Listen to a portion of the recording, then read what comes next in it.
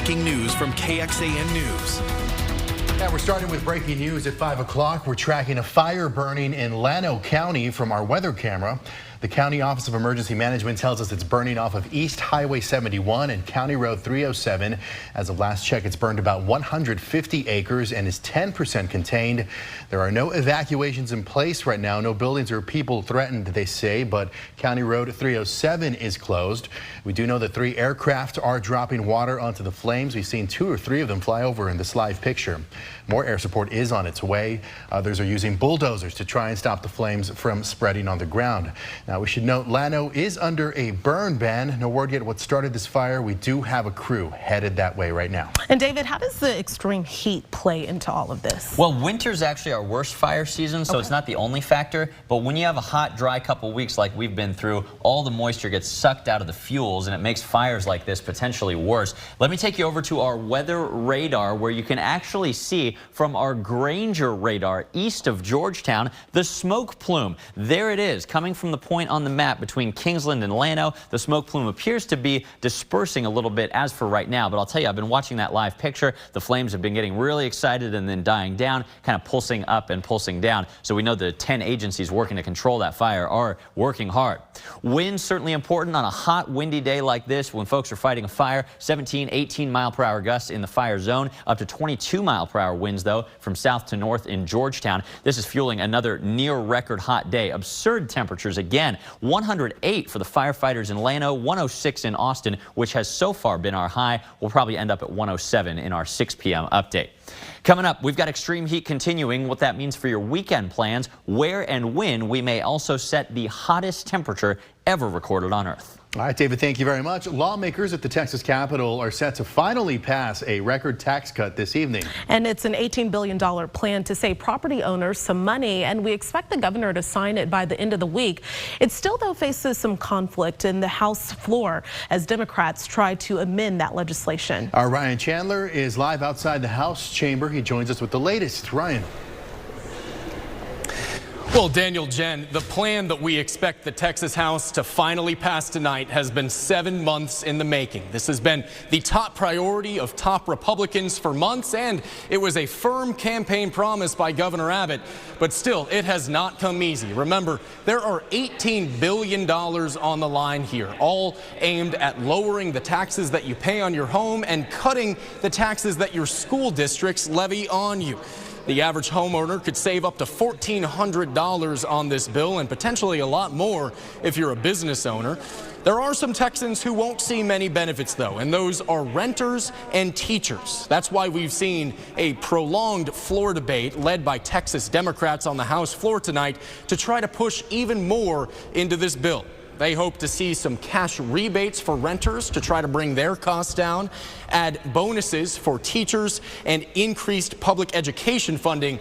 They're throwing a Hail Mary to get all of that done tonight. Now, it is not likely that Democrats will be able to rally the sufficient votes to derail this bill. We do expect it to be sent to the governor soon. But lawmakers are still gearing up for a long night. I just talked to one Republican lawmaker who canceled his 8 o'clock flight already, expecting to be here for the long haul. Jen, Daniel. All right, Ryan, thanks so much. Ken Paxton will now have to face a new prosecutor in his upcoming Senate impeachment trial. Harriet O'Neill is joining the legal team. The prosecution team now includes Houston lawyers Dick DeGuerin and Rusty Hardin. O'Neill served 12 years on the Texas Supreme Court before stepping down in 2010 and returning to private law practice. She states that the facts in this case against Paxton are clear, compelling, and decisive. That trial is set to begin on September 5th. Several families with transgender children are now suing the state of Texas. The group is seeking to block a recently passed law banning certain health care options for transgender young people, and those include treatments like puberty blockers and hormone therapies. Now, these treatments can be used to assist someone with their transition. The families argue the new law violates their parental rights by stopping them from providing medical care for their children. The new law is set to go into effect September 1st. When it does, doctors who provide this type of care to minors could lose their medical licenses. President Joe Biden is returning to the White House tonight after wrapping up a critical week of foreign policy meetings. He met with the leaders of Nordic nations today in Finland, and the country shares an 800-mile border with Russia and applied for its NATO membership soon after Vladimir Putin invaded neighboring Ukraine. Now there are 31 countries that make up NATO, and the alliance plans to further enhance its defenses by adding Sweden. Well, new info on the breaking news that we brought to you yesterday. Cedar Park police say they found dozens of guns and explosive-making materials at a home that put a neighborhood on lockdown yesterday. And KXAN's Mercedes Hernandez tells us now what she learned from the homeowner who had the material in their garage. Overnight, people living in those 4 houses that were evacuated were allowed to return home, and now we know what exactly caused that lockdown. Cedar Park PD, the ATF, and Austin Bomb Squad worked until late in the night to clear out the potentially dangerous materials. The department says they found 29 guns in the home, along with ammunition and materials and chemicals commonly used to make explosives. I did speak to a person that lives there. They declined an interview, but stressed that those things did not belong to them. Cedar Park Police says it's working with the ATF for this ongoing investigation. The agency did send out some of those materials to be tested. In Cedar Park, Mercedes Hernandez, KXAN News. A new drug will soon be available over the counter, what it means for millions of women in the U.S. Plus, why the White House cocaine investigation has now been closed. And the countdown to Paris 2024 is on, and we're learning about the athletes' sleeping arrangements. An over-the-counter birth control pill is now approved here in the U.S. It received approval from the Food and Drug Administration today. It's called Opill, and it's expected to be available starting early next year without a prescription or any age restrictions. Until now, all birth control pills required a prescription, and the company says the suggested retail price will be announced this fall. Many other nations already allow the sale of non-prescription birth control pills. We may never know who brought cocaine into the White House. The Secret Service has ended its investigation with no leads. 3 Secret Service officials say there is no usable forensic or video evidence identifying the person responsible. The small plastic bag containing the drug was found in a storage cubby near a busy visitors and staff entrance earlier this month. It was tested for prints and other markers at 2 federal labs, but those tests failed to single out a person of interest. Now, sources believe it belonged to one of hundreds of visitors who traveled through the building over that weekend. We're a little over a year away from the 2024 Summer Olympics in Paris, and today we're learning more about where the athletes will sleep. Check it out right now. They'll sleep on customizable cardboard beds, and the mattress is made up of 3 different parts of varying hardness that can be changed to what they like the most. Once they enter Olympic Village, each athlete will be scanned and photographed. Then AI will process that data to determine the best possible mattress combination for the athlete, depending on its height, weight, and sport. And a quick note about the Olympic torch. Organizers are planning to install it on the Eiffel Tower. And an Olympic legend is returning to gymnastics with her eyes set on Paris 2024. American Gabby Douglas is officially back in the gym. The 3-time Olympic gold medalist made the announcement on Instagram. Douglas helped lead Team USA to gold medals in 2012 and 2016, and in her 2012 victory in London, that made her the first black woman to win the all-around title. The 27-year-old's return to the mat comes after opting out of last summer's Olympics in Tokyo to focus on her mental health. Coming up after the break, the project to expand a Hayes County road in hopes to make it safer for drivers, how it's working to get truck traffic out of Buda. As temperatures continue to sizzle more than 10 degrees hotter than normal, our summer fan drive culminates tomorrow with family elder care. You can donate now to the KXAN Summer Fan Drive with the QR code on your screen or by going to KXAN.com/simplehealth. Tomorrow will also be scattered all over town at all those locations on your screen, including at KXAN. Did you know that half of the people who need fans right now actually report to Family Elder Care that they feel sick from the heat? Just $20 can really make a difference in somebody's life this summer. Your weekend forecast next. Hayes County leaders came out today to celebrate the opening of a new road. I love Buda. I live in Kyle, been in Kyle for 20 years. Dane Aziz owns Water to Wine in downtown Buda. In the last few years, he's seen traffic through downtown get heavier. Traffic on 967 is a headache. Robert S. Light Boulevard used to end at FM 967, but now, after a nearly $18 million investment, it runs to FM 1626. A project like this that pulls a lot of truck traffic out of our local downtowns and ensures that our residents have a better chance of arriving where they need to be on time. Each speaker at Thursday's ribbon cutting pointed to Hays County's rapid growth. With the opening of this road, we're not just unlocking access to a bypass, but also unlocking possibilities for our community's growth. Aziz is hopeful for a safer downtown with less traffic. Not having to worry about the traffic coming through or the trucks coming through downtown Buda, it's a huge, huge burden that it's going to come off people's mind. In Buda, Erica Brennis, KXAN News. And going in depth right now, according to recent data, I-35 in Austin ranks first for the most truck traffic in Texas.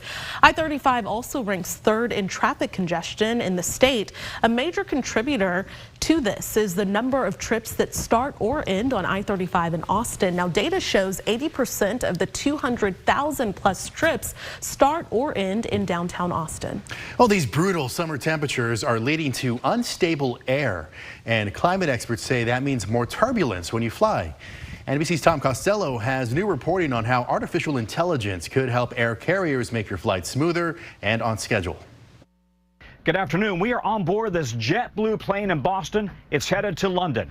I'm not. We're on board this plane because JetBlue is among the airlines using artificial intelligence to now micro forecast the weather down to the zip code. That matters because Boston, of course, has bad weather in the winter and the summer. When will they need to de-ice in the winter? When will that storm come through in the summer? They can save you time, delays, and cancellations with this micro forecasting. This is a cool story about how AI is now revolutionizing air travel, impacting your flight and mine. We're going to have it coming up on NBC Nightly News. It's fascinating to see what AI is doing. Hopefully they'll still need me in a few we years. will. Always. We'll always need you, Dave. We don't need humans anymore. Boy, this heat has been remarkable, though, and that can cause some bumpy flights, even out of Austin. Taking you outside right now, it's just about as hot at this hour as it was yesterday. So far, our high has been 106. Remember yesterday at the 6 p.m. update, we were nudged up to 108. It is possible and pretty likely, I think, that our high either ends up at 107 or even 108. Join us at 6. I'll let you know. Sunny skies, absurd temperatures, and heat index values. It feels like 111 in Austin and down in Luling. The heat index is, of course, a combination of the temperature and the humidity. Now, the air is a little bit drier today, so the heat index, believe it or not, could be hotter than this, but this is still high enough for a dangerous heat warning. It's called an excessive heat warning. It's the worst heat-related alert on the scale. It's in effect nearly area-wide through 9 p.m. tonight, and it will be in effect again tomorrow through 9 p.m. for many of us, including Travis County and downtown Austin. Unfortunately, of course, this is taking a toll on our drought monitor. We were reminded of this with the Llano County fire this evening. Here's what the map looked like last week. We just got our update this week. Keep an eye right here on the metro area. Here's the change. The drought has been expanded and intensified into the Austin metro, west of I-35. Even in Travis County, we're back up to severe drought conditions. A real lack of clouds or rain across our part of central Texas. This is all happening as a huge heat ridge, a big dome of just the hottest air in the country, some of the hottest air on Earth, if you can believe it or not. It's moving westward, but it's also expanding and growing. So the net effect is kind of a canceling out with our temperatures just flatlining at really hot weather the next few days. All of these magenta and orange boxes, though, millions of Americans under heat alerts through the next several days. In the desert Southwest, we might see some of the hottest temperatures ever observed on planet Earth this weekend. These are the forecast highs from the computer system here in Vegas and Phoenix on Sunday. Vegas has only been 117, their hottest on record. They may beat their all-time temperature record. Phoenix's all-time record is 122. They may stay just below that. I will be watching, and every meteorologist in the country will be watching Death Valley, though, on Sunday. Official projections take them up to 129, the hottest ever reliably measured temperature on planet Earth anytime, anywhere, was 130 in this same location 2 summers ago. It's possible we may break that. We'll see how it breaks up. High temperatures back here at home, not 130, but it's going to feel like it if you're not used to this. 106, 107, even 108. This is rare heat, and it's rare to have it for a whole week or two. I don't see this pattern breaking, unfortunately, for the next 2 weeks at least. Speaking of temperature extremes, this is all happening, by the way, while the oceans are just burning up. And it rapidly intensifying El Nino is leading to much warmer than normal eastern Pacific Ocean water. And also, we are quietly waiting for hurricane season to ramp up because we've got record warm North Atlantic water as well. Matter of fact, when you average all of the ocean water together across the entire globe, June was the 3rd consecutive month with record hot global ocean temperatures. Just remarkable. Tonight's forecast, record-tying warmth, no cooler than 79. By the way, we tied the record of 80 this morning. Breezy winds ramping up after sundown, kind of like we saw in the windy night last night. Tomorrow, 106 at least. South-southeast winds gusty with lots of sunshine in the skies. I didn't want to put all the boxes to crowd up the 7-day like I have been doing, but we've got 6 days in the 7-day forecast with record-tying or record-setting heat. Some of these overnight lows will be challenging records as well, and still no rain in sight for the next 1 to 2 weeks, possibly longer than that. Let me take you back out to the fire in Llano County right now. The fire is still 150 acres and 10% contained. We've been double checking all of this, still no updates. There are no evacuations in place. No buildings or people are threatened as of the latest update. We do know that County Road 307 is closed and multiple agencies, including 3 aircraft and bulldozers on the ground, are working to put this out. Llano is under a burn ban, but we do not know how this fire started as of yet. We do have a crew who are on the way there, almost there. So stay tuned with us on air and online for updates. We'll get your reruns ready. Hollywood actors voting to strike. What this could mean for your favorite TV shows and for new movies. SAG-AFTRA, the union representing actors and performers, is going on strike after a midnight deadline to negotiate a new contract came and went. And neither the actors nor the major studios budged on what they each wanted. NBC's Gina Kim is in Hollywood with the latest developments. The president of SAG-AFTRA says the union wanted to avoid a strike at all costs, but the costs just got to be too much. The majority of our members are what we call journeyman performers. They're working people.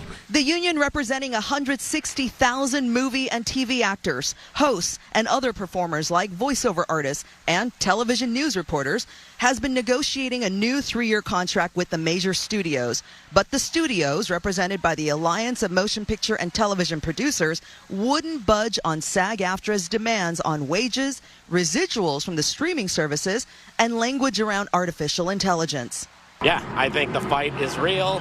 I think they've kicked the hornet's nest. There's a level of expectation that they have that is just not realistic. The actors join nearly 20,000 Writers Guild members who've been striking for more than 2 months, making this the first time since 1960 that both unions are striking. The WGA strike had already halted production on most scripted shows and movies. This is the equivalent of pressing a button on a nuclear bomb in Hollywood. At film premieres around the world, actors said they would abide by the strike, even if it means walking off red carpet appearances from major movies being released this summer. You know, and it's just got to be a fair deal. We got to get what we're worth. The studios say they're suffering too. Share prices at Disney, Netflix, and the like have nosedived in the past year. Viewership at movie theaters is at all-time lows, and they say streamers have yet to reach profitability. Gina Kim, NBC News, Los Angeles. So many are asking what happens now. All TV shows and movies involving union actors come to a halt, and the thousands of people who work alongside these actors are now effectively out of work. There is still no word on when negotiations will resume. All right, well, there was no winner in last night's Powerball drawing, meaning you still have another chance to win the big bucks. The jackpot has now climbed to an estimated $875 million. The next drawing is this Saturday, and if you do win the cash and you want the cash option instead, you're going to take home $441 million. Tonight on KXAN, it's back-to-back episodes of The Blacklist. That starts at 7, then Magnum PI at 9, right before KXAN News at 10 o'clock. Or as always, you can join us an hour earlier if you'd like for KXAN News at 9 on the CW Austin. Here is where to find us.